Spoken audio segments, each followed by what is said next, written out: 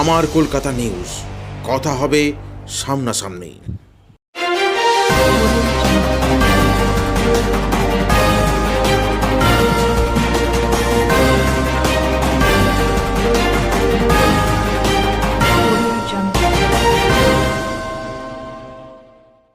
হুগলি লোকসভা কেন্দ্রে বিজেপি প্রার্থী লকেট চট্টোপাধ্যায় আজ শিব আরাধনা উপলক্ষে উপস্থিত হয়েছিলেন পিপুলপাতি সংলগ্ন একটি শিব পূজার মেলা প্রাঙ্গণে।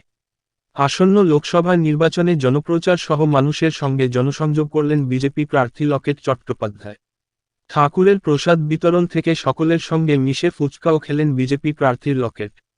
সাধারণ মানুষদের লকেট চট্টোপাধ্যায়কে দেখার জন্য যথেষ্ট ভিড় লক্ষ্য করা যায়।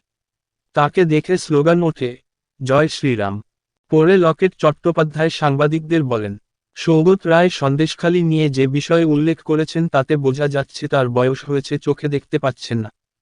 তারা চিহ্ন ঝাড়গ্রামের সাংসদ কুনার হেমব্রমকে ও বিধায়ক মুকুটমণি অধিকার পদত্যাগ নিয়ে লকেট চট্টোপাধ্যায় বলেন তার মানে আর দল করতে ভালো লাগছে না, তাই তিনি ছেড়ে দিচ্ছেন।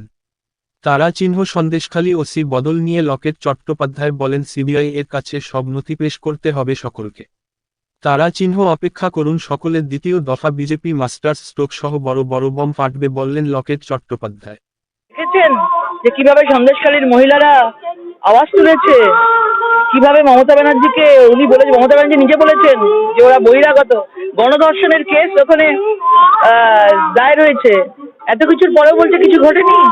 মানে শুধুমাত্র টিকিট পাওয়ার জন্য এত মিথ্যা কথা বলবে একজন বয়স্ক লোক, লজ্জার কথা। কাল ব্রিগেডের গণধর্ষণ সভা থেকে তৃণমূল প্রচার শুরু করছে লোকসভা নির্বাচন, কি বলবেন? যত জনগর্জন করুক না কেন, যতটা গর্জাচ্ছে অতটা বর্ষায় না তৃণমূলে অর্ধেকটা চলে গেছে এই শেখ শাহজাহানের মতো লোক চুরি দুর্নীতিতে।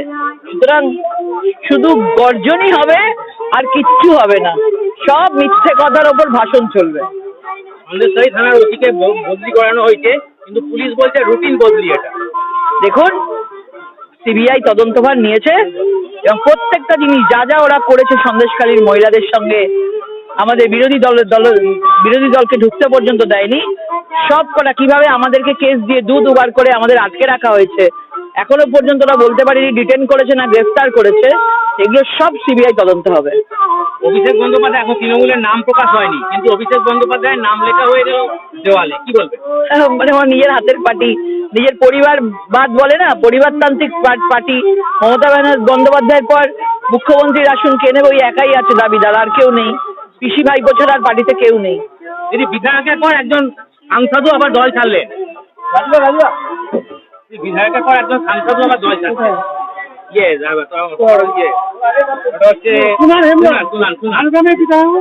দেখুন উনি রাজনীতি করতে চাইছেন না, ওই রাজনীতি থেকে অবস্থান নিয়েছেন। দিদি আরেকটা কথা বিরোধী দলনেতা যেটা বলছে যে মাস্টার স্ট্রোক এখনো বাকি আছে, দ্বিতীয় দফার বিজেপি দেখাবে, কি বলবেন? অনেক অনেক বড় বড় বোম ফাটবে। আমার কলকাতা নিউজ, কথা হবে সামনাসামনি।